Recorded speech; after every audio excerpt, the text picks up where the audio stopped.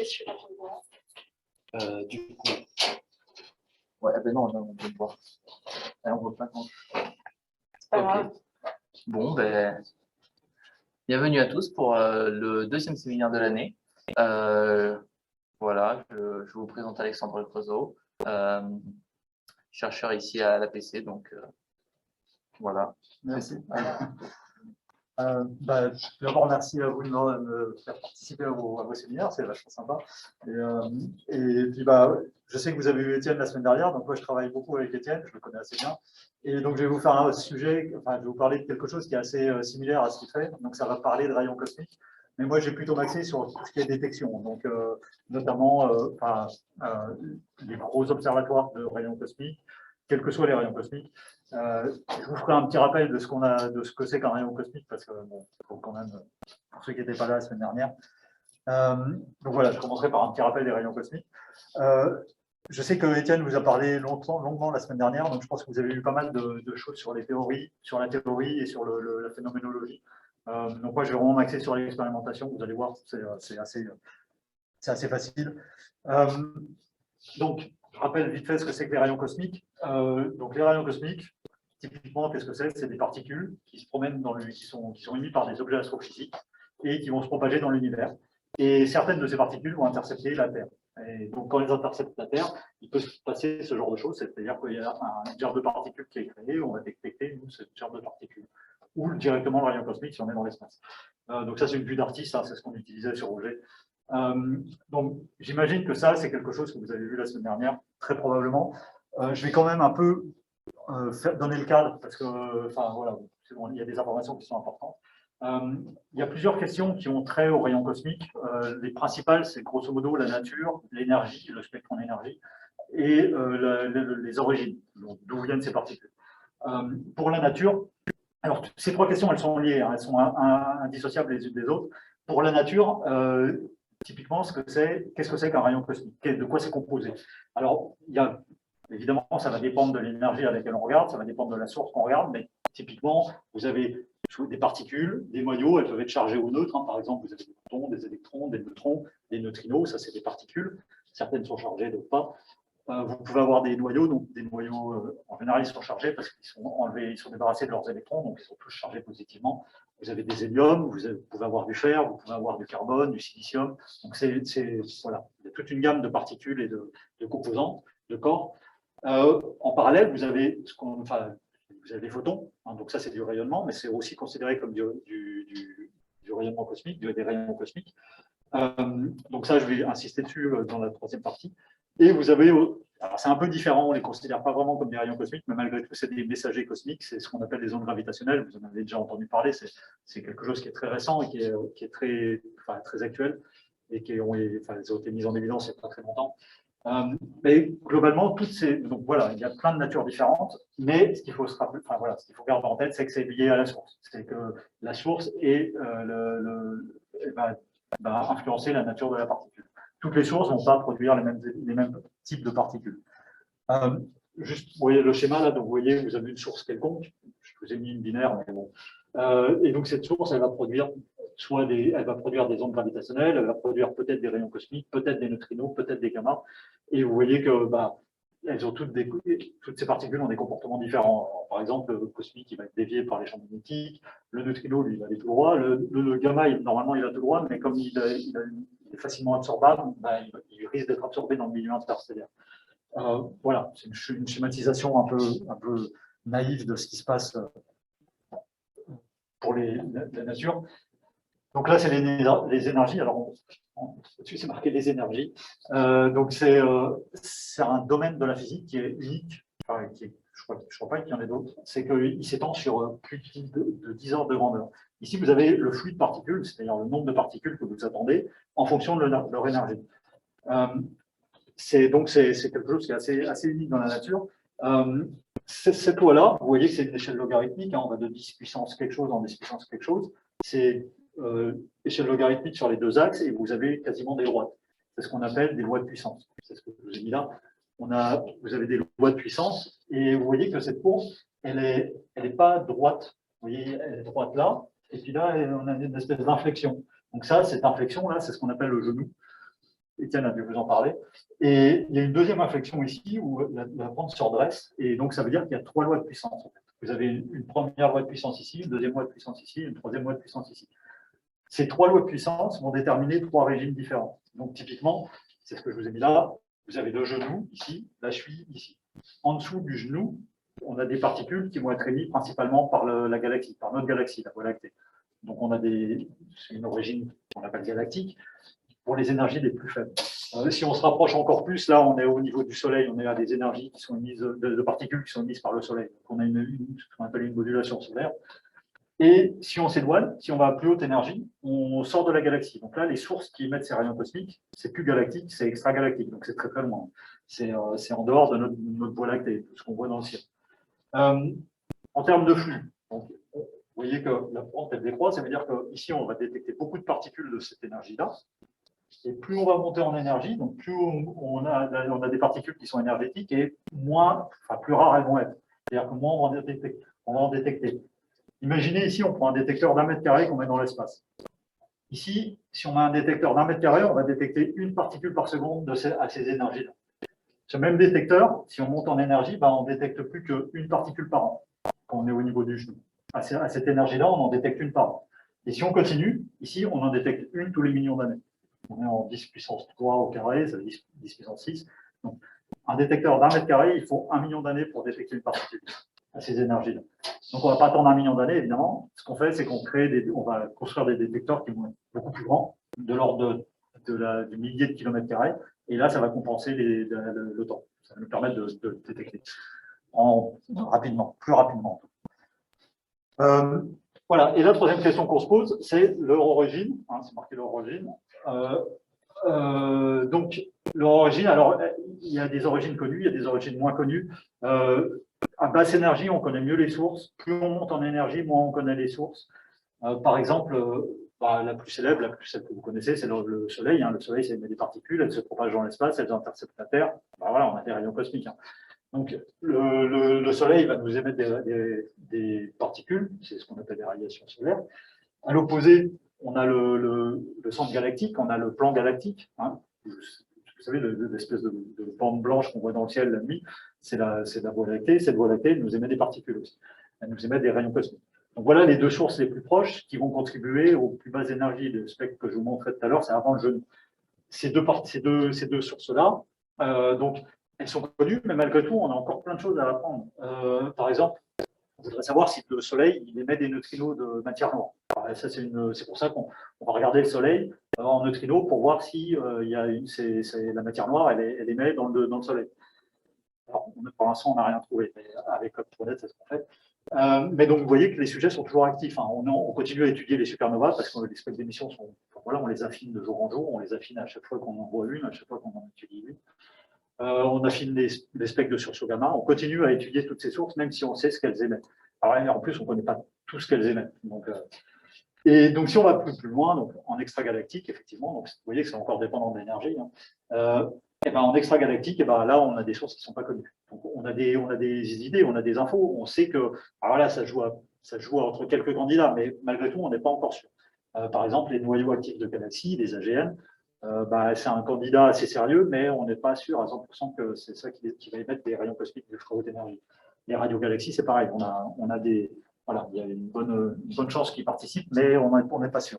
Donc, il y a beaucoup de choses à faire. C'est un domaine qui est encore d'actualité et qui soulève encore beaucoup de questions. Donc justement, voilà, les questions ouvertes, c'est de déterminer l'origine, la nature des rayons cosmiques de l'ultra haute énergie. Ça, c'est la question purement sur les rayons cosmiques. Après, si on regarde les neutrinos de façon générale, si on rentre dans le détail des neutrinos, de ces particules-là, on ne connaît pas l'origine de ces neutrinos qui sont émis cosmiquement. Donc, c'est une des questions ouvertes. J'ai mis ces questions-là parce que c'est celles sur lesquelles je vais m'axer pour le reste de la présentation. Et une autre question ouverte, c'est le spectre des gamma, parce que le spectre des gamma, le spectre en énergie des gamma, si on arrive à le déterminer précisément pour les différents objets astrophysiques, ça veut dire qu'on est capable de comprendre ce qui se passe à l'intérieur. Donc, ça restreint plein de modèles, ça répond à plein de questions physiques qui se passent au niveau des processus à l'intérieur de ces objets-là. Donc là, je vous ai mis les schémas correspondant à ces trois questions. Par exemple, ici, vous avez des rayons cosmiques d'ultra haute énergie qui sont émis. Voilà, on ne sait pas si c'est des protons, des fers, des siliciums, des neutrons, des héliums. Donc, toutes ces particules, elles arrivent sur Terre, leur trajectoire les amène sur Terre, et on les détecte. Et voilà, si on arrive à les identifier, à tracer les sources, on arrivera à répondre à ces questions-là, sur l'origine et sur la nature. Mais bon, là, il n'y a rien qui ressemble plus à une gerbe de particules en fer que celle du proton. Donc, c'est très difficile de répondre à ces questions. Et là, je vous ai mis le début d'artiste d'un sursaut gamma, justement, qui correspond à une potentielle émission de neutrinos, mais ça, on ne sait pas. Et là, c'est un processus d'accélération de GRB. Bon, c'est début d'artiste, tout ça, mais ça explique un peu les phénomènes et ça explique un peu les questions dans lesquelles on baigne. Voilà, donc pour ces rayons cosmiques, maintenant, je vais vous parler des observatoires. Donc, on a placé le contexte physique, on va descendre un peu plus dans la manip, on va descendre dans l'expérimentation. Ces rayons cosmiques, donc, ils ont différents types, il faut différents types de détecteurs pour les détecter, il faut différents types d'observatoires. Pour les rayons cosmiques d'ultra haute énergie, je vais vous parler de principalement ces expériences-là. Alors, je vais insister sur GEMESO parce que c'est celle qu'on fait au labo, donc je reviendrai dessus. Mais vous avez aussi Auger, qui est une des plus connues, et Télescope Eurac, qui est l'équivalent d'Auger, mais dans l'hémisphère nord. Pour les neutrinos, vous avez ces expériences-là. Donc, Antares est sur le point de s'achever, elle va être finie. IceCube a détecté, c'est eux qui ont détecté les premiers neutrinos cosmiques. Et Chem3Net, il est en pleine construction. Et justement, je vais insister sur Chem3Net parce qu'on est aussi impliqué sur Chem3Net. Pour les photons, je vais vous parler de CTA et de S. Donc surtout de CTA, parce que S, CTA, c'est la nouvelle génération. Et en plus, voilà, les gens du labo sont impliqués. Je ne vous en parlerai pas, mais juste voilà, pour info, pour les ondes gravitationnelles, on a ces deux observatoires-là. Il y en a un en Italie, vers Pise, et l'autre qui est aux États-Unis. Ouais, là, je vous ai mis un sketch de justement une expérience sur les neutrinos. Donc, ça, c'est Chem3Net, ça, c'est GEMESO pour les cosmiques de haute énergie. Je reviendrai sur les principes de fonctionnement, mais ouais, disons que, voilà, grosso modo, c'est ce que j'ai dit dans le titre, c'est qu'on passe, vous voyez, on passe des profondeurs abyssales de la mer Méditerranée, donc à 3500 mètres de fond, je reviendrai là-dessus, à l'espace, donc à plusieurs centaines de kilomètres au-dessus de l'atmosphère. On passe de Caribe-en-Silla, on est aux confins du monde humain. C'est-à-dire que humainement, on ne va pas plus loin et on ne va pas en dessous. Donc, on est vraiment dans des situations extrêmes et ça demande de la technique, ça demande des capacités spéciales d'un point de vue expérimental. Ok, donc je vais commencer par les neutrinos. Donc, les neutrinos, typiquement, on les détecte au fond de la mer. Pourquoi au fond de la mer? Je vais vous expliquer. C'est que, alors, je vais vous expliquer après. D'abord, je vais vous dire, je vais vous parler de la physique de ces neutrinos. Donc, on a ces événements de très haute énergie où ils ont été détectés par IceCube, donc je vous l'ai dit juste avant. Maintenant, il reste beaucoup de questions sur ces neutrinos, notamment d'identifier leurs sources, parce que ça va restreindre aussi tous les modèles astrophysiques de ces objets-là. Et aussi de voir le spectre, parce que le spectre va être important sur les implications que ça a au niveau physique. Donc, il reste beaucoup de questions. Et, je vous ai mis que les deux principales, il y en a plein d'autres. Donc ça, c'est les neutrinos cosmiques, c'est ceux qui viennent de l'espace, enfin de l'espace. Au-delà de ça, il y a des neutrinos atmosphériques, donc c'est ceux qui sont créés dans l'atmosphère. Alors, ils sont créés par le rayonnement cosmique, hein, de l'autre côté de la planète. Et cela, ils nous permettent d'étudier la nature propre du neutrino et de voir les oscillations des neutrinos. Je ne vais pas insister là-dessus parce que ça sort de cette présentation. J'ai juste mis un schéma de concept de que c'est que la hiérarchie de masse. Vous avez les trois neutrinos et on ne sait pas dans quel sens ils vont. En fait. On connaît la différence de masse, mais on ne sait pas si elle est positive ou négative. Bon, voilà, mais ça, on est en dehors de cette présentation. Et là, c'est juste une vue artistique d'un blazar qui potentiellement pourrait émettre des neutrinos. C'est un des objets astrophysiques qui est étudié. Pour l'instant, on ne sait pas, on n'a pas ces réponses-là, et c'est pour ça qu'on les étudie, notamment. Donc voilà, donc les observatoires, il y en a principalement trois. Il y a Chem3Net, il y en a trois qui sont basés sur l'eau, donc qui vont servir de l'eau comme de milieu de propagation. Ici, je vous ai mis une vue d'artiste de l'observatoire qui est sur le lac Baïkal. Donc alors l'échelle n'est pas bonne. Hein. Vous êtes à 2000 mètres de fond, je crois, avec c'est un détecteur russe. Et ici, vous avez une autre technique qui est basée sur la glace. Donc, c'est plus l'eau, c'est la glace. Le principe physique reste le même, c'est de l'effet Cherenkov. Je vais revenir dessus. Mais voilà, là, c'est dans la glace, là, c'est dans l'eau. Vous imaginez, ils sont au pôle sud, ils ont creusé des carottes glaciaires de 2000 mètres de fond.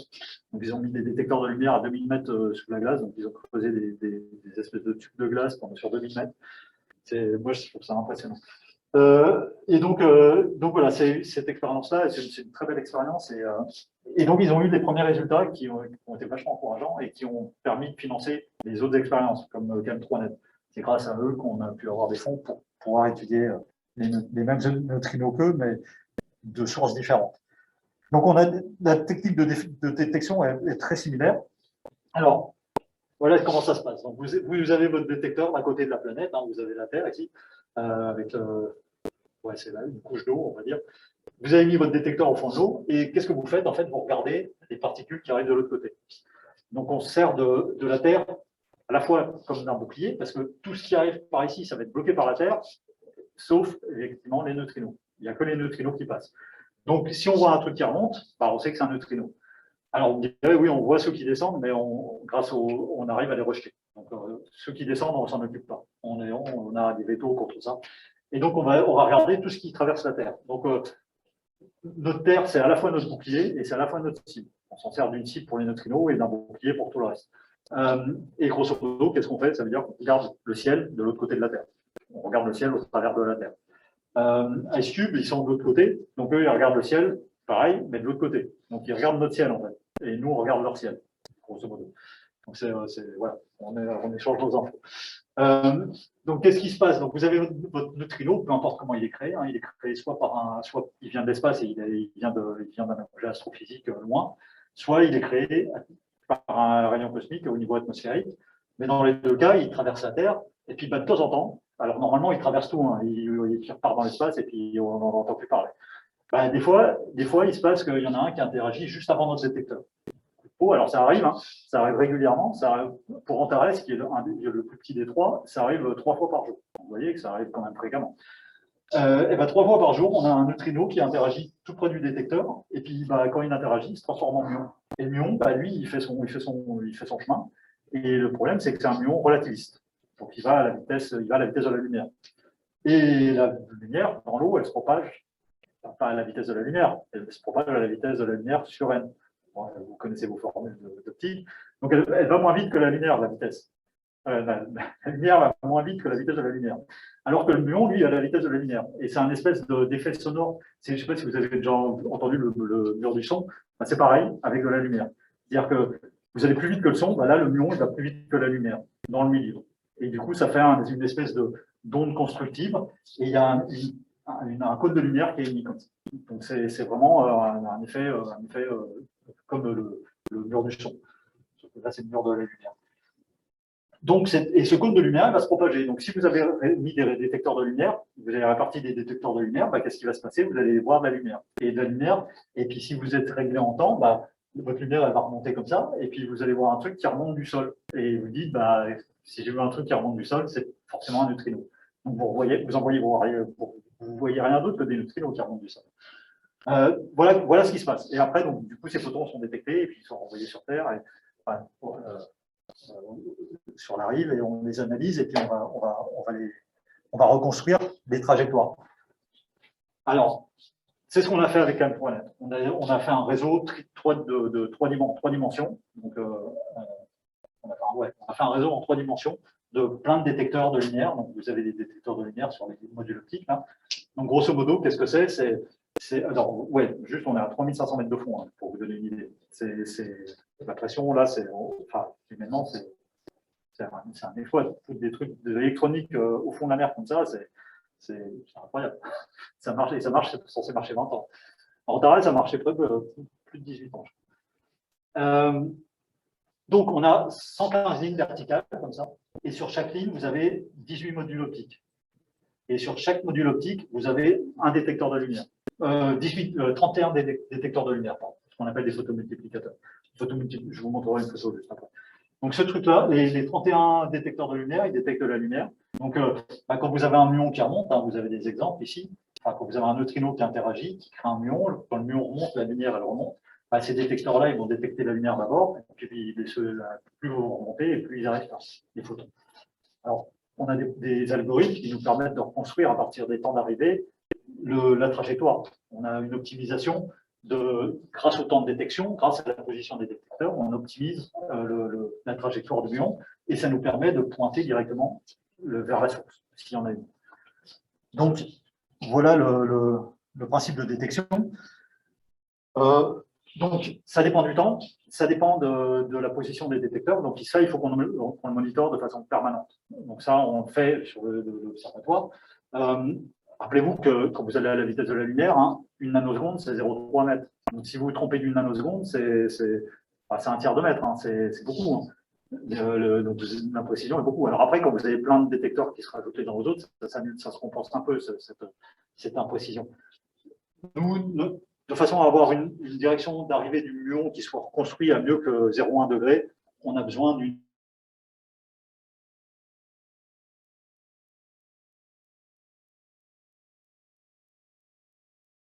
imprécision temporelle de 5 détecteurs de lumière, donc le pire des scénarios. Et donc, pour arriver à ce degré de précision, on fait de l'étalonnage. Ce qu'on fait ici à l'APC notamment, on fait de l'étalonnage en boîte noire, en tube. Je ne l'ai pas mis ici. Et on fait aussi, quand on est sous la mer, de la calibration in situ. C'est-à-dire qu'on a un laser au fond de la mer, on shoot avec le laser, et puis on va détecter la lumière du laser. Ça va nous permettre de régler, d'ajuster les corrections en temps sur chacun des détecteurs. Donc ça, c'est en absolu. Et on fait aussi de la calibration en relatif avec la physique. C'est-à-dire que quand on a un muon qui descend, on les voit quand même, on les rejette, mais on ne va pas les compter dans nos événements, mais on les détecte quand même. Et donc, avec ces muons-là, on est capable de faire de la calibration parce qu'on en a beaucoup. Donc, avec toute cette stat, on est capable de faire de la bonne calibration. Et puis aussi, on se sert des longueurs de câble. Donc, comme on connaît les longueurs de câble, on corrige des longueurs de câble et ça permet de corriger des éventuelles dérives. Voilà, donc juste, ça c'est un module optique, donc il est couplé sur le haut pour voir l'intérieur. Et vous voyez qu'il y a 31 trucs comme ça, là. Et c'est des PNT, et les PNT c'est ça. Donc vous avez un photon qui arrive, il se transforme, il est converti en électron. L'électron, il y a des champs électriques ici, il est accéléré, et il est, le champ magnétique, champ électrique, il est focalisé vers une cascade, une structure qui va le transformer en signal électrique, grosso modo. Donc vous détectez la lumière, vous récupérez un signal électrique. C'est un convertissement de lumière. Voilà, on s'en sert tout le temps de ces trucs-là. Dès qu'il faut détecter les photons, et en physique, on détecte toujours des photons. Quel que soit le truc qu'on fasse, on finit toujours par détecter des photons. D'ailleurs, en parlant de photons, on passe aux photons d'Atacama. Donc ça, c'est la deuxième expérience dont je voulais vous parler. C'est alors les photons, ici, c'est des gamma, c'est des rayons cosmiques de haute énergie qu'on va détecter sous forme de photons et plus de particules, plus de neutrinos. Donc l'idée, c'est de regarder le spectre du ciel dans cette zone-là. Donc là, vous avez un objet qui s'appelle la nébuleuse du Crâne et qu'on va regarder dans différentes longueurs d'onde. Donc nous, si on le regarde au télescope, on va voir ça. Ça, c'est le truc en visible. Par contre, si on le regarde en infrarouge, on va voir ça. Si on le regarde en ondes radio, on va voir ça. Tout ça, c'est des photons. Je parle peu de photons. En ultraviolet, on va voir ça. En X-ray, on va voir ça. Et si on regarde en gamma, on va voir ça. Donc nous, ce qu'on veut, c'est regarder le ciel dans cette gamme-là. Donc cette gamme dynamique ici. Ça va nous permettre de regarder différents objets. Ça va nous permettre de regarder les sursauts gamma. Donc les sursauts gamma, c'est des flashs de gamma qui nous arrivent de temps en temps. Et on sait que c'est produit par souvent des pulsars. Alors il y a plusieurs sources possibles, et puis des fois on ne les connaît pas très bien. Moi je ne suis pas un expert là-dedans, mais il y a des gens qui vous en parlent très bien dans le labo. Donc un pulsar, c'est une étoile à neutrons qui tourne sur elle-même très vite et qui a avec des champs magnétiques très très élevés. Et de temps en temps, il y a des émissions, des flashs d'émissions qui partent, ce que vous voyez en violet là. Et c'est ça qu'on détecte, on les détecte et il faut construire les spectres, il faut construire tout. Donc voilà, ça fait partie des objets qu'on étudie en gamma. C'est même la chose principale qui est étudiée. Ça nous permet d'étudier aussi les rayons cosmiques, parce que quand vous avez une émission de gamma dans un objet astrophysique, souvent c'est parce que vous avez eu une émission de cosmique à côté. Et donc le cosmique va interagir, il va faire des gammas. Et donc vous détectez les gammas. Donc ça vous permet aussi d'étudier les cosmiques. Ça vous permet d'étudier les sources galactiques proches, comme tout ce qui est supernova, ce qui est donc les pulsars, j'en ai parlé, aussi les systèmes binaires, et ça vous permet aussi d'étudier plus loin, de regarder les trous noirs dans l'extragalactique. Donc voilà, il y a plein d'applications différentes. Alors, je m'y connais beaucoup moins parce que c'est bon, je n'ai jamais travaillé là-dedans. Je vous ai fait voilà, une liste des observatoires les plus importants. Donc, en rouge, je vous ai mis les satellites, c'est 3 satellites. Je vous ai mis les dates et les domaines d'énergie. Bon, c'était pour faire une liste, c'est pas très important. Je vais insister. Donc, S, c'est la première génération, CTA, c'est la nouvelle génération, c'est les détecteurs au sol. Donc, c'est des observatoires au sol avec des télescopes. Là, je vous ai mis un exemple de Compton ici. Là, je vous ai mis une vue d'artiste des télescopes CTA. Donc, c'est en cours de construction. Pour l'instant, je ne sais pas combien ils en ont, mais ce sera donc sur le désert de l'Atacama et c'est au Chili. Et vous avez donc 3 gammes de télescopes. Vous avez les petits, les moyens et les grands. Et donc, tout ça, c'est pour couvrir cette gamme en énergie qui est assez large. Et donc, pour détecter des gammas. Voilà. Alors, comment ça marche? Alors, c'est là, on va voir si ça passe normalement. Alors, ouais, je pense que vous ne l'avez pas en remote. Vous pouvez le voir sur l'écran. Vous n'avez pas le son non plus, normalement, il détecte. Vous pouvez lire. Ouais, ça dure 2 minutes, hein, c'est assez joli. Donc, il vous parle des sources. Je sais qu'il y a une musique dessus, mais je passe. Donc voilà, je vous parle d'une émission, d'une source qui émet des gammas. Les gammas, ils arrivent sur la Terre. Quand ils arrivent au niveau de l'atmosphère, ils vont interagir avec l'atmosphère, ils vont créer une cascade de particules. Alors là, il y a une interaction, là, il y a 2 interactions, et ça se multiplie parce que l'énergie elle est tellement énorme que voilà, vous produisez des milliards de particules quand vous avez une seule qui arrive. Et donc voilà, et donc vous avez une gerbe qui se développe comme ça avec ce qu'on appelle un spondon. Donc c'est vraiment, voilà, vous avez vraiment la représentation de la gerbe. Et la gerbe, c'est vraiment ce truc-là. Hein. Donc et voilà, ça se passe instantanément. Donc vous avez un front lumineux qui progresse. Donc voilà, oui, donc le désert de l'Atacama. Il y a un deuxième télescope qui sera construit voilà, à La Palma. On choisit toujours des endroits. Donc l'idée, c'est que voilà, vous avez votre gerbe de particules qui arrive, puis vos télescopes qui regardent la direction, qui regardent une direction précise. Comme on sait où sont les objets, on pointe vers les objets. Hein, donc, et donc voilà, la lumière, elle est détectée par le miroir, elle est renvoyée vers la caméra, et la caméra envoie des signaux lumineux, des signaux électriques, pardon. Et donc, quand vous avez une gerbe qui passe, tous les télescopes, enfin, beaucoup de télescopes vont la voir. Et grâce à tous ces télescopes, bah, vous allez pouvoir arriver à reconstruire, bah, vous allez voir l'image. Hein. Plus vous avez de télescopes qui vont être touchés, et plus la reconstruction, elle va être. Voilà, quand vous cumulez toutes les images, vous avez l'endroit d'émission de la source. Je trouve que la vidéo elle était mieux que 10 minutes de texte. 10 minutes de parole.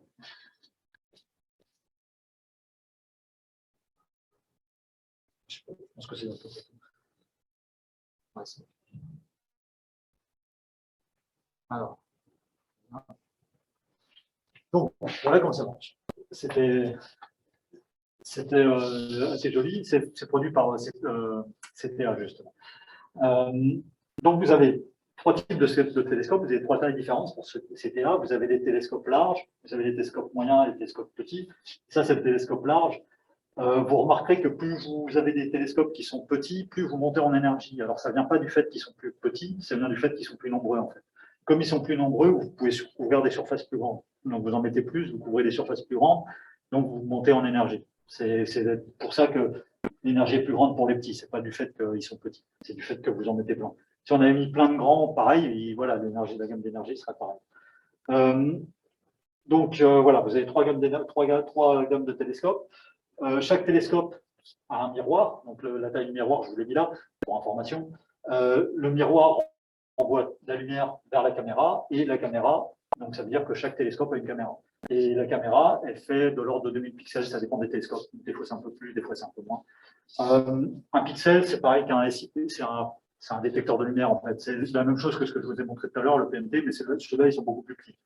Voilà le prototype de caméra CTA. C'était un des premiers prototypes et il y a 32 pixels. Vous voyez, donc c'est ça, un SIPM, c'est ça. Quand il y a un photon qui arrive, bah, ça convertit en signal électrique de la même façon que précédemment. Alors, grosso modo, c'est la même chose que pour Cam3net, c'est que vous avez deux informations principalement que vous allez recevoir sur votre détecteur. Vous avez l'intensité lumineuse, c'est-à-dire le nombre de photons que vous détectez, donc vous êtes capable de donner, hein, la forme de votre signal va vous dire quelle est l'intensité lumineuse que vous avez reçue. Et la deuxième info, c'est le temps de détection. Donc, grâce à ces deux infos-là, vous êtes capable de reconstruire, ce que vous avez vu sur l'image, hein, sur la vidéo, vous êtes capable de reconstruire une trajectoire et donc de reconstruire au final la direction d'arrivée de votre photon.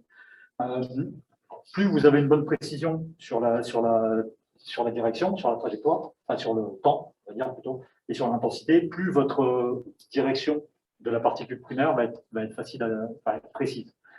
Si vous avez un temps de détection et une intensité lumineuse suffisamment précise, vous arrivez à avoir une direction sur la particule primaire qui est mieux que 0,2 degrés. Alors, je vous ai mis là la précision angulaire en fonction de l'énergie. Vous voyez, 0,2, c'est dans le pire des scénarios, vous êtes à 0,2, et plus vous montez en énergie, plus votre précision angulaire est importante. Donc, vous descendez à moins de 5 10 puissance moins 2. Donc, pour tout ça, c'est pareil, il faut de la calibration. Parce qu'il faut que votre signal il soit réglé en temps pile poil. Donc, il faut que vous ayez une très bonne calibration en temps, enfin, étalonnage en temps. Il faut que vous ayez un très bon étalonnage en énergie. Et donc, pour tout ça, vous travaillez en boîte noire. Alors, moi, je ne travaille pas là-dessus. Je ne crois pas qu'on fasse ça à l'APC. Mais voilà, il y a des gens qui sont censés le faire et on pourrait le faire parce que c'est notre domaine d'expertise. L'idée, c'est toujours de travailler avec des sources, d'envoyer de la lumière avec une source qu'on connaît, on envoie de la lumière, on mesure ce qui sort, et puis ça nous donne une calibration absolue. Et alors après, une fois qu'on a fait cette calibration absolue, on monitore et on corrige des effets en fonction du temps, et grâce à des sources qui sont connues, comme des sources astro, ou notamment le CRAB, en général on utilise le CRAB pour faire de la calibration, ou avec des lasers. Quand vous avez un laser sur le site, vous connaissez la puissance de votre laser, vous êtes capable de remonter, de calibrer, de monitorer votre calibration, votre étalonnage de base. Voilà. Dernier point sur les. Donc, on a vu les neutrinos, les gamma. Maintenant, je vais vous parler des extrêmes énergies, donc les rayons cosmiques d'ultra haute énergie, les UHCR. Ceux-là. Donc, ils sont extragalactiques. Ils sont produits en dehors de notre galaxie, donc en dehors de la Voie lactée. Ils sont produits souvent par d'autres galaxies. Hein. Des noyaux actifs de galaxies, ça veut dire que c'est une autre galaxie qui les produit. Probablement que notre centre galactique en produit aussi, si toutefois c'est la source. Alors, encore une fois, hein, il n'y a pas de certitude. On n'a pas la réponse n'est pas encore donnée.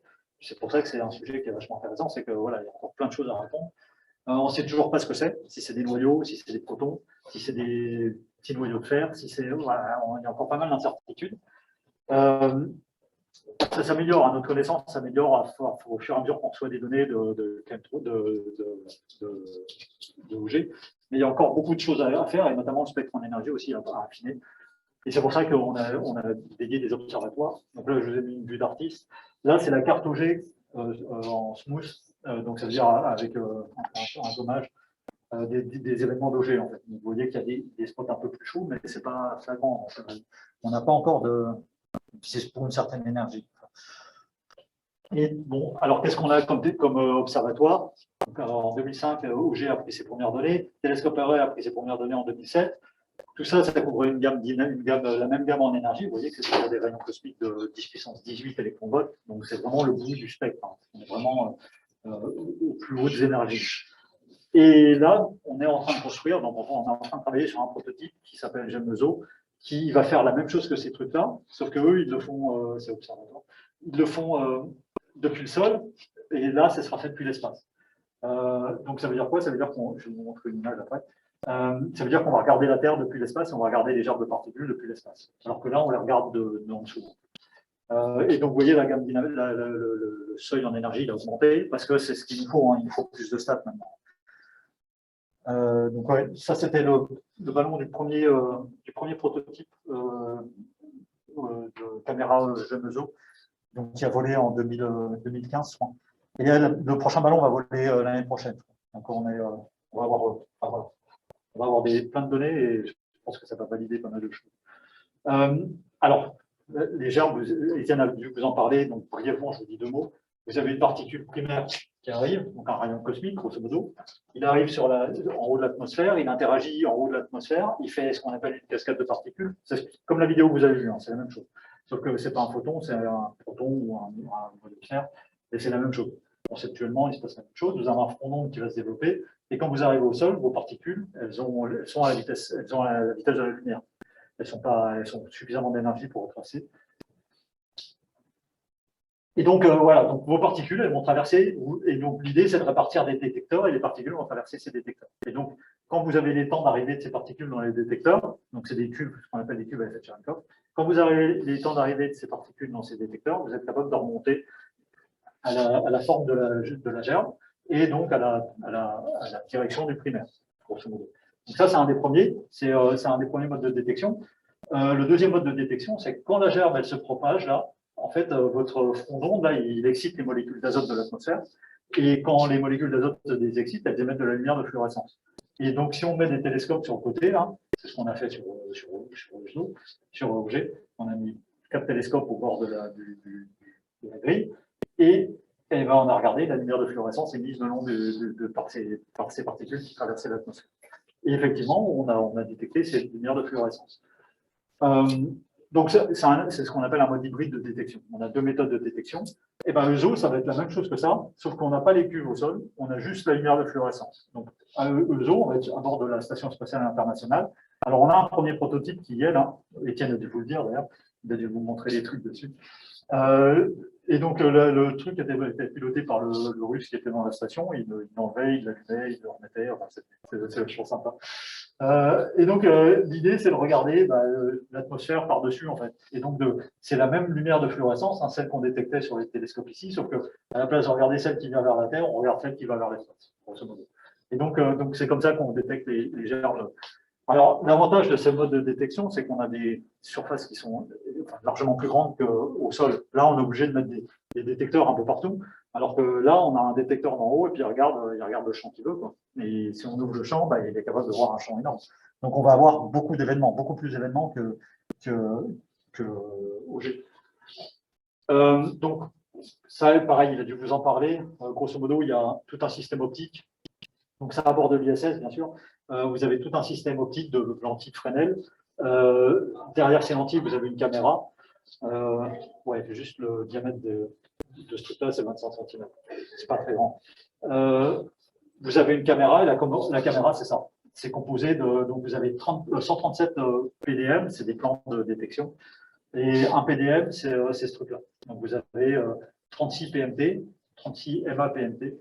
Et sur chaque PMT, vous avez 64 canaux. Donc, grosso modo, combien de canaux vous avez? Vous avez 64 fois 36 fois 137 canaux. Tout ça, un canal, c'est un mode de détection c'est une façon de détecter un photon. Donc, si vous avez un photon, il atterrira sur un de ces trucs, un des canaux. Un des canaux. Ouais,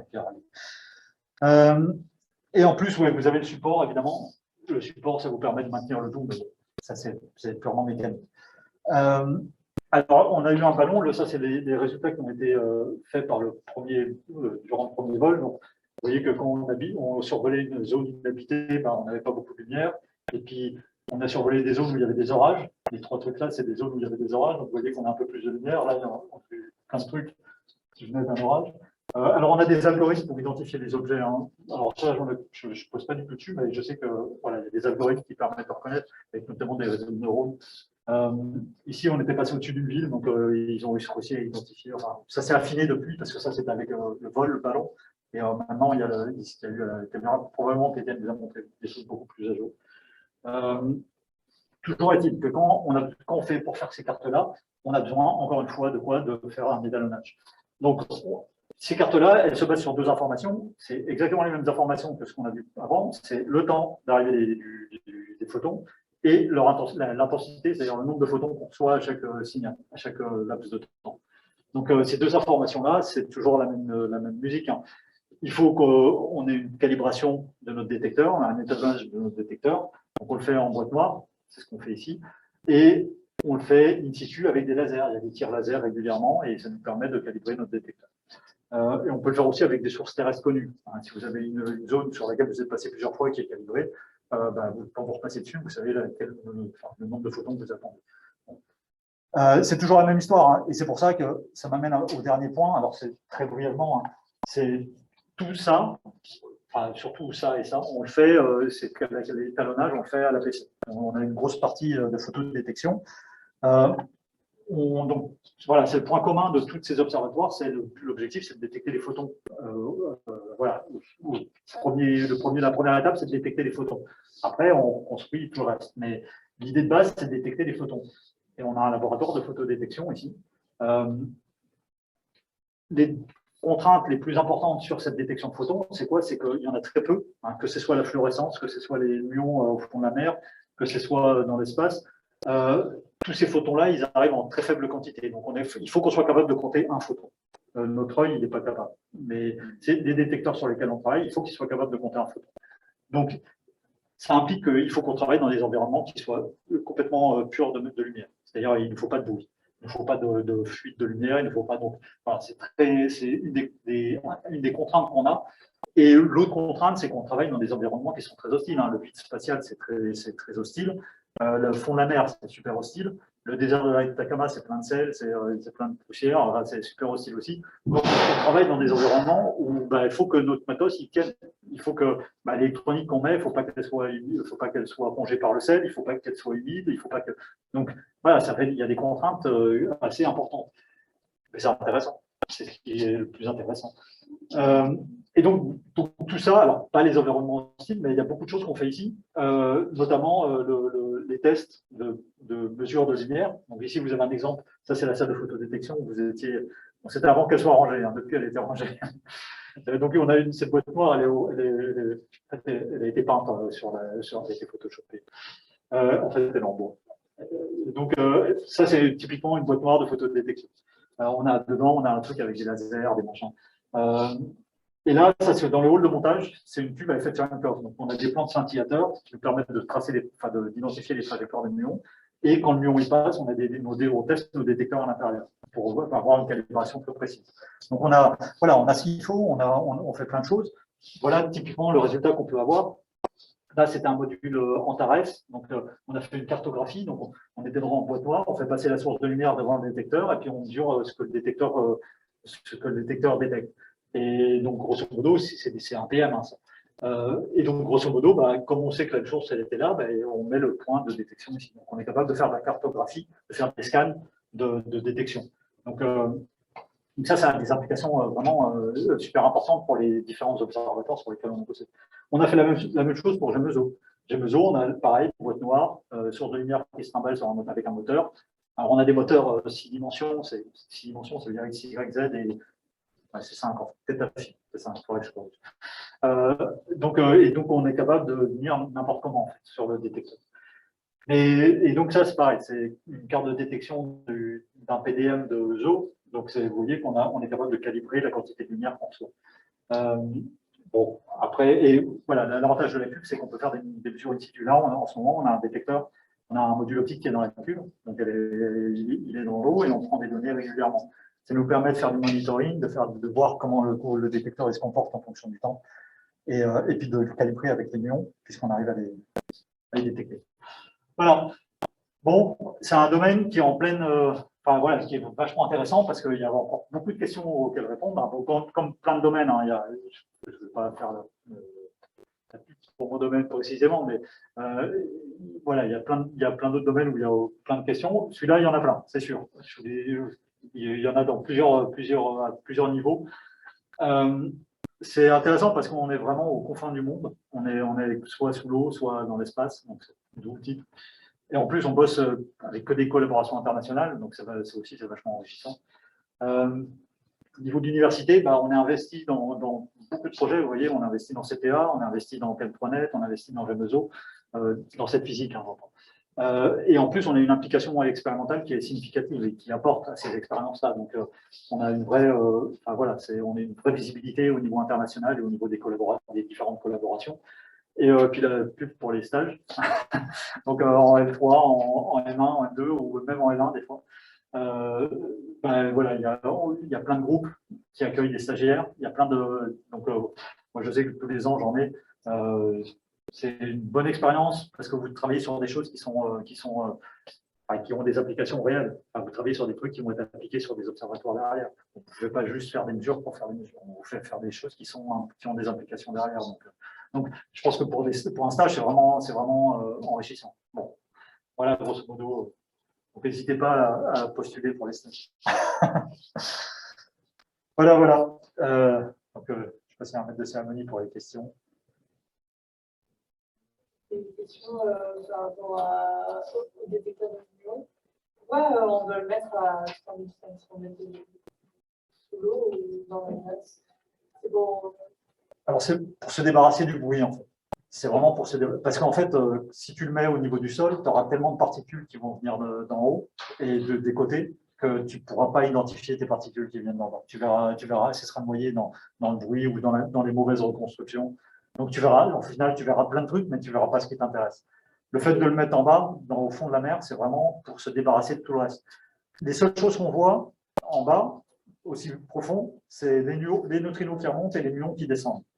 Les muons qui descendent, on est capable de les enlever parce qu'on sait ils ont des trajectoires très particulières et donc on est capable de les enlever, de les éliminer de notre signal assez facilement. Le problème qu'on avait sur Antares, c'était la bioluminescence. C'est que tu es dans l'eau, tu es dans la mer, et il y a des bêtes qui émettent de la lumière. Je ne sais pas pourquoi, à ces profondeurs-là. Alors, ça fait rire beaucoup les scientifiques à l'époque du début d'Antares, c'est que ils disaient qu'on voyait des crevettes. Alors, moi, j'étais pas à l'époque, mais ils disaient qu'ils voyaient des crevettes. et en fait, oui, tu as de la luminescence, mais tu l'élimines assez vite. Dès que tu fais de la coïncidence entre tes détecteurs, la de luminescence, elle part, tu la vois plus.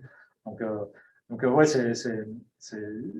voilà, c'est principalement pour le bruit, tu élimines, tu te mets aussi loin, aussi profond. Oui.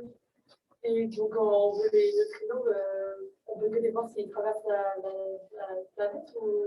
Non, tu peux les voir. Tu pourras les voir partout, mais il faut que tu puisses les sortir du reste. En fait, un neutrino qui descend, si tu en as un qui descend, qui interagit près de ton détecteur, il va faire la même chose qu'un muon. Le truc, c'est qu'il y a tellement de muons, c'est que les neutrinos, tu es incapable de les différencier, en fait. Donc, il faut vraiment que tu coupes tout le reste. Et la seule façon, c'est de regarder la Terre. Si tu regardes la Terre, il n'y a rien qui remonte de la Terre. Tout est arrêté. Et donc, voilà, c'est la seule façon que tu as pour te débarrasser du bruit. La physique, c'est toujours la même histoire. Hein. Surtout en physique expérimentale, le problème, c'est souvent le bruit. Si tu te débarrasses du bruit, tu vas voir ton signal, tu vas être capable d'interpréter ton signal et de l'analyser et de faire ce qu'il faut. Le problème, c'est le bruit, arriver à se débarrasser du bruit. Et c'est pareil pour les ondes gravitationnelles, hein, c'était le bruit pour le problème le plus important. Donc le bruit, c'est la merde. C'est ce que tu veux t'en débarrasser. Votre cours de la intensité lumineuse en fonction du temps de détection avec les orages. Quels étaient les buts, les objectifs de cette expérience? Alors moi, je n'étais pas encore sur réseau, mais c'est clair que les buts, il n'y avait pas de but physique, là. Il n'y avait pas vraiment de physique derrière, c'était vraiment pour montrer que le truc, il marchait. C'est-à-dire que tu avais une caméra, tu regardais au-dessus, tu voyais bien alors, en plus, ils n'étaient pas assez gros pour voir des gerbes, des rayons cosmiques. Donc, le but, c'était vraiment de montrer que le prototype fonctionnait et qu'il était capable de détecter la lumière et était capable d'identifier certains trucs. Donc, c'était vraiment une démonstration. Plus que il n'y avait pas vraiment de physique. C'était. Je veux savoir si vous pouvez revenir sur les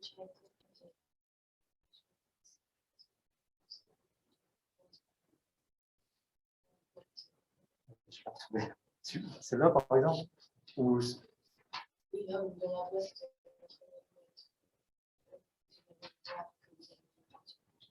Ah oui. Ici. Ouais, mais là, j'ai pas de schéma, ce sera plus simple si je montre. Alors, l'effet de Cherenkov, c'est super connu, il y en a beaucoup près des centrales nucléaires, en fait, quand tu as de l'eau et que tu as des particules qui sont relativistes. Donc, les particules relativistes, elles vont à la vitesse C. Elles vont à la vitesse de la lumière. Et ta lumière, dans l'eau, elle ralentit, parce qu'elle change le milieu. Elle n'est plus dans le vide. Dans le vide, elle va assez, mais dans l'eau, elle va assez sur elle. Donc, elle va diviser par un 33. Donc, elle va un peu moins vite. Et ta particule, elle ne ralentit pas dans l'eau. Dans l'eau, elle va assez. Donc, elle va plus vite que la lumière. C'est comme quand tu as un avion et tu dépasses le mur du son. À un moment, tu dépasses le mur du son, le son, il va à 1000 km/h, je pense. 300 mètres secondes, c'est ça, c'est 1000 km/h, grosso modo. Et ben, quand ton avion il dépasse ça, tu as une espèce d'onde progressive qui se crée, et c'est ça le bruit. En fait, c'est le bruit se propage, tu as un cône de sonore qui va se propager comme ça. Là, c'est la même chose. Ton muon, il dépasse la vitesse de la lumière, dans l'eau, hein, bien sûr, attention. Ton muon, il dépasse la vitesse de la lumière, et donc il y a une espèce d'onde constructive qui va se créer et qui va se propager sous une forme de cône. C'est vraiment très similaire à ce qui se passe sur le son, pour le son. Et ce cône, et donc ta particule, elle avance, et ce cône, il avance avec elle. Il avance à la même vitesse qu'elle. Et voilà, on dit que c'est un. Alors, ouais, je trouve que ça veut un peu trop rien dire, mais on appelle ça un retard de polarisation. C'est que ton milieu réagit en retard au passage de la particule. Bon, voilà. C'est l'effet Cherenkov. Si vous faites de la physique expérimentale, vous en entendrez parler, c'est sûr. Parce que c'est. Je voulais dire que c'était de ça que vous parliez, parce que j'avais compris, mais je savais pas. Oui, ouais, c'était ça, c'était l'effet Cherenkov. Ouais. À partir où tu as de l'eau, de la glace, ça marche aussi. Et donc, dans les centrales nucléaires, en fait, comme tu as des bêtas qui sont émis ou des particules alpha, on en parlait tout à l'heure, du coup, tu as des particules relativistes et c'est pour ça que tu as une espèce de lumière bleutée. Je ne sais pas si vous avez déjà vu des images de bassins proches des réacteurs, ils sont des bassins de refroidissement, là. Ils sont parcourus de ces petites particules, en fait, et ces particules, elles sont relativistes. Et elles vont plus vite que la lumière dans l'eau, et donc du coup, ça fait l'effet Cherenkov, et la lumière, elle est un peu bleue, elle est un peu bleutée. Vous faites un Google sur Internet, vous allez voir, je pense que c'est connu. Moi, j'ai jamais vu en vrai, mais je sais que c'est notoire. Et je ne sais même pas si on peut voir en vrai. Je ne sais pas si c'est dangereux. Ouais. Pour détecter les gerbes d'azote, enfin du coup de l'azote qui se dessicite, Ouais. Il y a un système de longueur d'onde spécial où c'est vraiment, on voit tout. Comment est-ce qu'on va pouvoir pile cette fluorescence? Ah oui, non, mais tu as un spectre d'émission qui est connu, et donc tu règles ton détecteur pour regarder pile poil dans cette bande. Et le problème, c'est qu'en plus, tu regardes c'est dehors, quoi. Donc tu regardes, et puis il ne faut pas qu'il y ait de lumière parasite. Donc dès qu'il y a la lune, c'est mort. Dès qu'il y a des orages, c'est mort. Enfin, donc je crois que l'efficacité, c'est 13 ou 14% du temps. Donc tu peux regarder les gerbes que 13% du temps. Donc, ton détecteur, il marche, la plupart du temps, il ne marche pas. Et en plus, si tu as un orage qui arrive, il faut faire gaffe, il faut dire un monitoring, parce que s'il y a un orage qui arrive, tu vas péter tes caméras, parce que si tu prends un éclair, tu essaies de compter un photon et tu t'en prends des milliards, ton détecteur, il ne va pas aimer. Quoi. Donc tu as des sécurités qui sont, dès qu'il y a une trace d'humidité, les trucs qui se font. Enfin, c'est assez folklore. Mais ouais, donc tu vises une zone de longueur d'onde bien précise. Tu vas pas, tu coupes tout ce qu'il y a autour pour pas être sensible à des zones qui t'intéressent pas. En fait. Et pour le CTA, il y avait le grand télescope qui était complètement ouvert. Comment ils font pour qu'il n'y ait pas de lumière parasite qui détecte un photon? S'il y a quelque chose à côté, ça va. C'est pareil, c'est pour ça qu'ils sont sur Atacama, donc ils se mettent très haut en altitude pour éviter tout ce qui est lumière parasite. Et en plus, ils sont dans un désert, donc tu as très peu de lumière parasite. En fait. Mais c'est pareil, hein, de jour, ils ne peuvent pas bosser. Hein. Ils sont, en plus, la fluorescence, alors ils peuvent voir aussi l'effet de Cherenkov dans l'air, mais qui est beaucoup plus faible. Mais voilà, c'est pareil, ils vont chercher des photons qui sont proches du bleu, du vert bleu. Et donc, ouais, dès qu'il y a de la lumière, c'est marrant. Les étoiles, c'est quand même. Alors, bonne question. Je ne sais pas trop. Après, eux, ouais, si, ils doivent détecter les étoiles, mais eux, ils s'orientent. Hein. Donc, quand ils veulent étudier une source, ils se mettent dans l'axe de la source, et donc ils regardent cette source. Donc, ils ont un champ de vue qui est beaucoup plus limité. Donc, il faut que le photon, tu vois, enfin voilà, peut-être que l'émission dans ce champ-là, il ils arrivent à se débarrasser des émissions stellaires s'ils sont suffisamment centrés, quoi. Bon, je suis pas sûr que je saurais répondre, enfin, je suis pas sûr que la réponse elle soit bonne, mais bon. Je ne pose pas sur CTA en plus, donc je ne connais pas tous les bruits, tous les parasites, les bruits parasites qui peuvent arriver.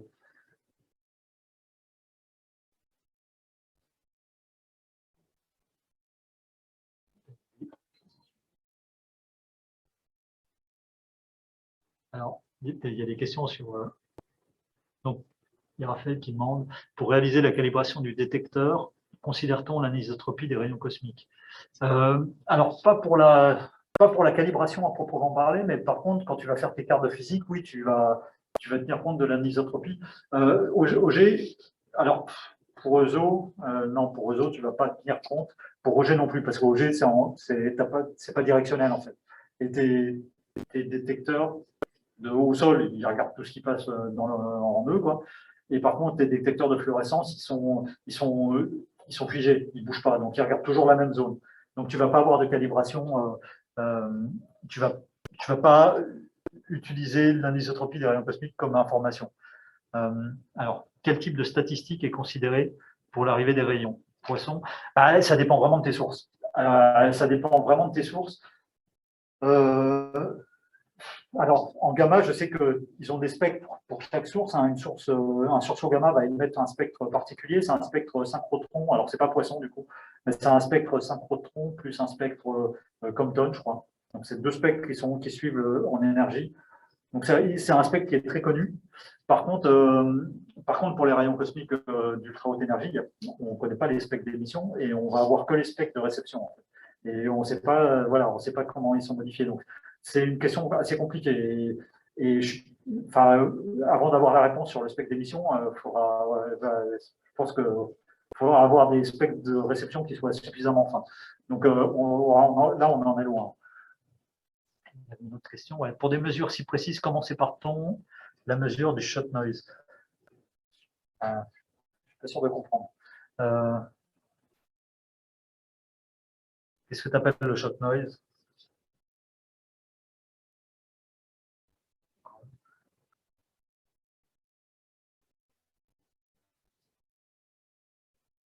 Bruit de grenaille. Je ne sais pas ce que c'est.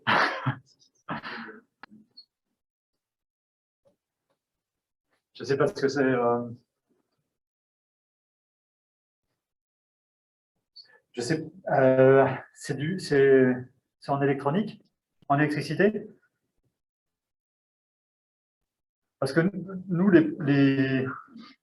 parce que le bruit électronique ou le bruit électrique, il nous gêne beaucoup moins. Nous, ce qui va nous gêner vraiment, alors c'est à plusieurs niveaux, c'est la lumière parasite. Après, le signal, une fois qu'on a un photon qui est détecté, le signal, il est assez clair, il est assez facile de l'extraire. On a un seuil, et dès que le signal il passe ce seuil, on sait qu'on a un photon. Il y a très peu de bruit parasite qui vient des effets qui pourraient venir de l'électricité à proprement parler.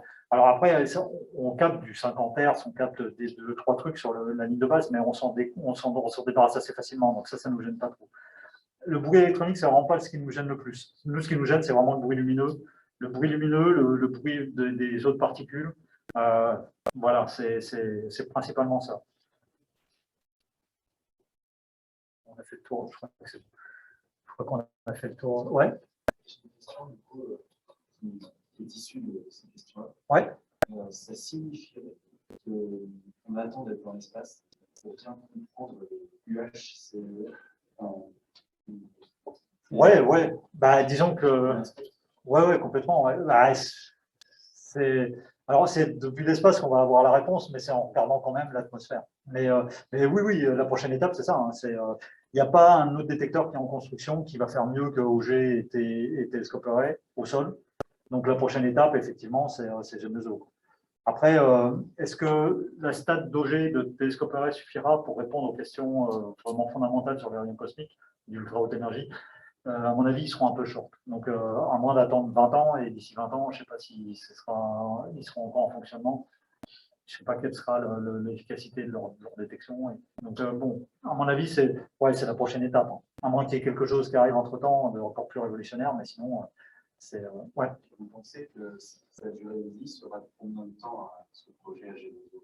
Alors, c'est compliqué parce que il y a des financements et ça a mis du temps à commencer à être financé. On a le deuxième ballon qui part donc l'année prochaine ou l'année d'après. Après, il y aura encore un démonstrateur donc, qui sera une caméra un peu plus grande. Et donc, et voilà. Après, il y a plusieurs trucs qui s'en mêlent. Il y a les Russes qui ont un projet en parallèle qui pourrait se coupler. Donc, c'est difficile, c'est très difficile de prévoir ce qui va se passer sur ce projet. L'objectif final, normalement, c'est ce qu'on a, c'est Poema. Poema, c'est normalement, c'est vraiment le truc complet. C'est un télescope, voilà, c'est la surface, un grand détecteur qui va pouvoir regarder une grande surface et avec laquelle on va résoudre, on devrait résoudre une grosse partie des questions. Avant qu'on en soit là, il va se passer pas mal de choses. Ça va dépendre des gouvernements, ça va dépendre des financements, ça va dépendre ça va dépendre des gens qui vont venir nous rejoindre, des gens qui vont abandonner. Il y a beaucoup de fluctuations et qui ne dépendent pas seulement de ce qu'on fait ici. Enfin, c'est compliqué, c'est la politique. Bon. Quand on touche à un niveau, on n'est pas des pros. Voilà.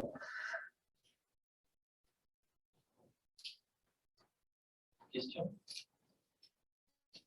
Moi, je pense que Voilà. Bon, merci à tous d'avoir été ici pour le deuxième séminaire de l'année. Merci à Alexandre Creusot de nous avoir fait cette présentation. Et on se retrouve la semaine prochaine, même heure, pour qui? Un séminaire de Valentin Leroy sur l'acoustique des milieux bleus et des mousses. Voilà, Valentin Leroy. On va rester dans l'eau. Ouais, voilà, ça va être très intéressant, donc venez. Voilà. Au même endroit, même Merci salle. beaucoup. Merci à vous, en tout cas, c'est un plaisir.